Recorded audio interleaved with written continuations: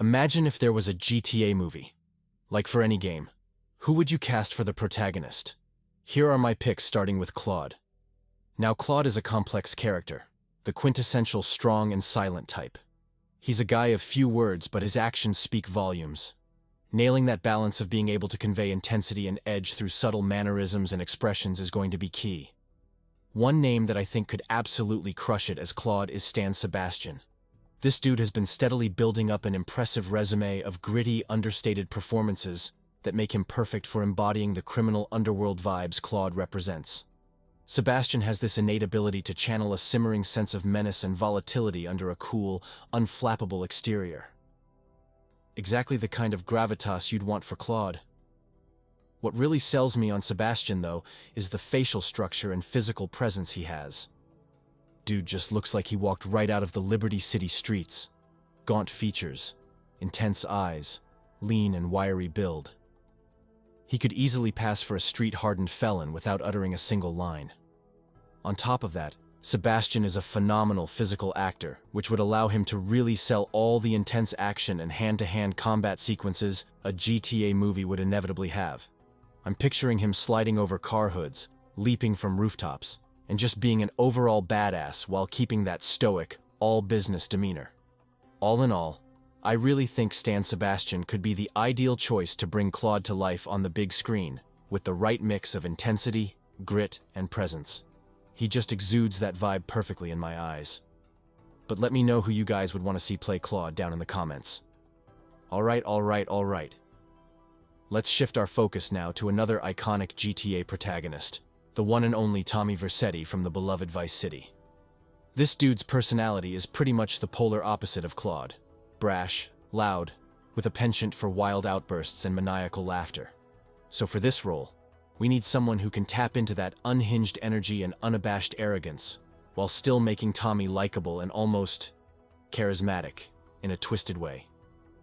And I think the perfect man for the job is Jon Bernthal. Now stick with me here. I know Bernthal is best known for playing hardasses like Shane from The Walking Dead and Frank Castle in The Punisher, but the dude's got crazy versatility as an actor to bring nuance to intense, volatile characters. With Tommy, Bernthal could really lean into unleashing that unrestrained ID and giving us a true force of nature. I'm talking yelling, ranting, being unafraid to go over the top at times to capture Tommy's propensity for drama and hot-headedness. Bernthal has that killer intensity down pat, but he could also tap into the more calculating, ruthless side of the character when needed. That dead-eyed, chilling stare he does so well would be perfect for when Tommy's issuing thinly veiled threats or silently judging someone's incompetence before erupting. And let's not forget, despite being a certifiable lunatic at times, Tommy was also charming and had a twisted sense of humor. I could absolutely see Bernthal nailing those sarcastically funny quips and sleazy one-liners with his great deadpan delivery. Physical transformation-wise, Bernthal's got that solid build and hawkish features that could definitely pass for Tommy's distinct look with the right styling.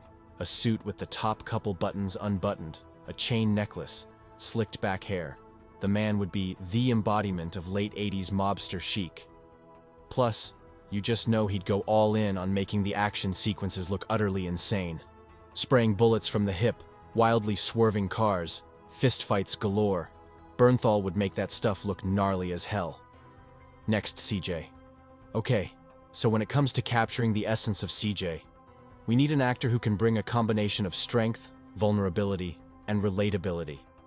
Someone who has the physical presence and charisma to be that alpha dog leader of the Grove Street families, but can also tap into the more nuanced emotional side of CJ's story of survival and loyalty to his hood. And in my opinion, Michael B. Jordan is pretty much a perfect fit to pull off all those different shades of the character. This man has some serious acting chops and range. First off, let's talk about the pure physical transformation Jordan could undergo to inhabit CJ. Dude is already jacked as hell from roles like Creed and Black Panther, but with some very specific muscle building and potentially even prosthetics, he could nail that iconic beefy yet cut look CJ has going on. Jordan's got the athleticism and commitment to get shredded for the part. But it's not just about aesthetics. Jordan has proven time and time again he can bring a quiet intensity and gravitas to his performances. The way he commands a scene and holds the screen with his sheer presence is exactly what you'd want portraying the de facto leader of Grove Street. He'd have that aura of being firm but fair, someone who demands respect through his actions. At the same time, Jordan is so talented at bringing emotional depth and vulnerability to his roles when needed. The struggles CJ goes through, the grief, guilt, and trauma from his past, are so crucial to making that character feel fully realized. And I could absolutely see Jordan crushing those heavy dramatic moments by tapping into his natural soulfulness as a performer. Let's not forget CJ also has a really fun, charismatic side to him with his humor and ambition. Jordan's got that charming, slightly roguish quality that could bring out CJ's more likable, laid-back qualities too between all the high-stakes criminal madness. And of course, Jordan's physical acting ability and commitment to his roles would allow him to go full force into nailing all the wild shenanigans and action CJ gets into, from brutal hand-to-hand sequences to over-the-top stunts and set pieces. Truthfully, I think Michael B. Jordan is pretty much a perfect total package for bringing the intense yet grounded humanity of Carl Johnson to life in a way that would really resonate with the soul of the character. He's got the physical prowess, dramatic talent, and sheer star power to do CJ justice and deliver a performance that would stay faithful to the spirit of the game, while also elevating it to something even more compelling on screen. Let me know if you guys can get on board with Jordan as CJ down in the comments. How about Niko? I'm biased here because I'm going not a Hollywood American guy, but an Eastern European. Vladimir Mashkov is an excellent shout for capturing the gritty, world-weary spirit of Niko Bellic. His age might be a bit of a factor these days, but he absolutely nails that rugged, hardened Eastern European look and presence that's so vital for this role. Since Mashkov is getting up there, it's a fair point that they may want to go with someone a bit younger who could realistically pull off the intense physical demands. With that in mind, how about Croatian actor Goran Višnjić? This dude checks pretty much all the boxes for personifying Niko's iconic mix of brooding menace and inner anguish. For starters, Višnjić was actually born and raised in Croatia, former Yugoslavia, so he has the ideal Slavic background and life experiences to bring an inherent authenticity to Bellic's origins and lived-in weariness. Looks-wise, Višnjić has that perfectly weathered, craggy appearance that lines up seamlessly with Niko's design. You can practically see the weight of tragedy and violence etched into his intensely furrowed brow and penetrating glare. He just oozes an aura of someone who's been through some serious stuff. Despite being in his 50s now, Višnjić is still built like a truck with a muscular, imposing physicality that would mesh beautifully with Niko's burly stature and bone-crunching fighting skills. I could totally buy him going fist to fist in some of those brutal brawls. And crucially, Višnjić has consistently demonstrated a profound ability to tap into worlds of inner turmoil, sadness, and vulnerability under his outwardly gruff demeanor across his performances. That's so key for bringing nuance to Niko's constant inner struggle with his violent past and guilt over his former wartime actions. Višnjić could bring so much depth and pathos to those heavier dramatic moments. At the same time, his work in more intense action thrillers like The Peacemaker showcase how he can turn on that palpable intensity and ferocity when needed to capture Niko's rages and propensity for explosive violence.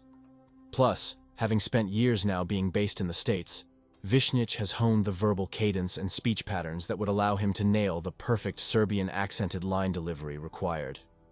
Michael deSanta.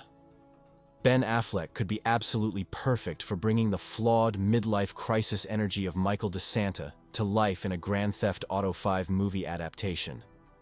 On a purely physical level, Affleck is pretty much a dead ringer for Michael's burlier dad-bod build and graying, world-weary appearance. This is a dude who clearly used to be in great shape, but has gone a bit to seed over the years with the beer gut and thinning hair. Affleck could easily transform himself into that embodiment of faded glory and unearned ego, but it's Affleck's ability to tap into that complex stew of masculine insecurity, repressed rage, and desperate scramble to prove his relevance that really makes him perfect for this role. Michael deSanta is all about the constant crisis of identity, an egotistical blowhard trying to convince the world and himself that he's still a dangerous, capable criminal, even as he's mired in self-loathing and ennui. Affleck has shown time and again that he can channel those kinds of rich, interiored performances balancing bravado with vulnerability. From his excellent dramatic turn in films like The Way Back to his more comedic work spoofing midlife crises in movies like Surviving Christmas, the man just has a knack for personifying that particularly American strain of machismo masking deep insecurity. I could absolutely see Affleck fully immersing himself in Michael's fragile male ego and hunger to prove he's the real thing, despite being way past his prime. The shouting outbursts, illusions of grandeur, and desperation to be respected. He'd have all those prickly character quirks down pat. But he'd also imbue it all with shades of world weariness and hints of the good man Michael used to be before his life spiraled. Physicality is also a big part of Michael's characterization, whether it's wild shenanigans like yoga routines or getting into explosive brawls and hectic shootouts. And Affleck more than has the commitment and training to fully embody those extreme action requirements. His intense preparation for roles like Batman showcased he can get rig for intense physical acting. There's also something about Affleck's very Boston-bred bravado and streetwise charisma that could work perfectly for a character like deSanta's exaggerated machismo and posturing. Like the guy was just made to slip into that heightened reality of a deeply insecure tough guy who thinks he's the biggest cowboy in the room. Honestly, the more I think about it, the more I'm convinced Ben Affleck could absolutely kill this role and bring Michael deSanta's pathetic, painfully relatable struggle with male ego and midlife crisis to vivid life. With the right preparation and commitment, he could truly transform into feeling like the definitive embodiment of this iconic GTA character. For Trevor, I can't see anyone else besides Stephen Ogg. Stephen Ogg was the actual voice and motion capture actor behind Trevor Philips in Grand Theft Auto 5, already gives him a massive advantage in bringing that character to life in a hypothetical movie adaptation.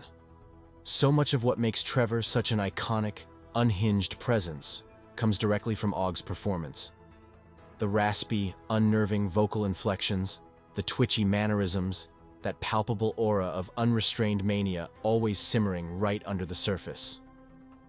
Ogg simply is Trevor at his core, with an almost terrifying commitment to personifying the character's most depraved, outrageously unfiltered tendencies. He tapped into the primal ID that fuels Trevor's anarchic worldview and seeming lack of impulse control in such an immersive, lived-in way. And beyond just sounding and moving like Trevor, Ogg certainly bears more than a passing resemblance to the character's distinct look as well. Truly, why even bother recasting the role when you could just go straight to the source and have the person most intimately familiar with uncaging Trevor's violent psychosis? Ogg proves you don't necessarily need a huge name or reputation when an actor has displayed such a definitive ownership over how to realize a character on screen. The only potential downside is that he's relatively untested as a leading man in major live-action features. Then again, maybe it's better to cast someone who can simply go full uncompromising method as Trevor without overthinking it. Unleashing that ID isn't meant to be subtle. As long as Ogg can hunker down and live and breathe the character with the same unnerving veracity, perhaps that primal dedication could be its own commanding screen presence. Finally, Franklin. I'm going with John Boyega. Yeah, that Star Wars guy. Right off the bat, Boyega has that ideal physical stature and athletic, muscular build that meshes perfectly with Franklin's more toned, imposing frame compared to the other protagonists. He's not too bulky, but still has that visible power and physicality that would sell Franklin's prowess in intense action sequences and hand-to-hand melees. Looks-wise, Boyega also has the right complexion, facial features, and general aura of youth mixed with street smarts to believably step into the role. With some attention to hairstyling, outfit choice, and maybe some subtle prosthetic enhancements, he could absolutely be made to look like a dead ringer for the in-game Franklin. Where Boyega would really kill it, though, is in bringing Franklin's very distinct voice and dialect to life. As you mentioned, he may need to put in some focused work to truly perfect the subtle nuances of how Franklin speaks and carries himself. But Boyega is such a talented actor that I have zero doubt he could fully immerse himself in embodying those vocal patterns and conversational rhythms. Beyond just nailing the voice, I think Boyega's overall charisma, humor, and swagger could beautifully capture Franklin's more laid-back, jovial presence as a contrast to his unhinged partners in crime. There's just an effortlessly likable quality to how Boyega performs that would translate really well to bringing Franklin's more grounded, aware perspective to the forefront. So yeah, John Boyega possesses the ideal mix of physical attributes, impressive acting ability, and sheer leading man charisma to do Franklin Clinton justice on the big screen. Let me know if you guys can get on board with Boyega as Franklin, or if you had another one in the mind. As always, drop those thoughts in the comments. Do you liked the video? If yes, then like it and subscribe to the channel. I'll see you in the next video.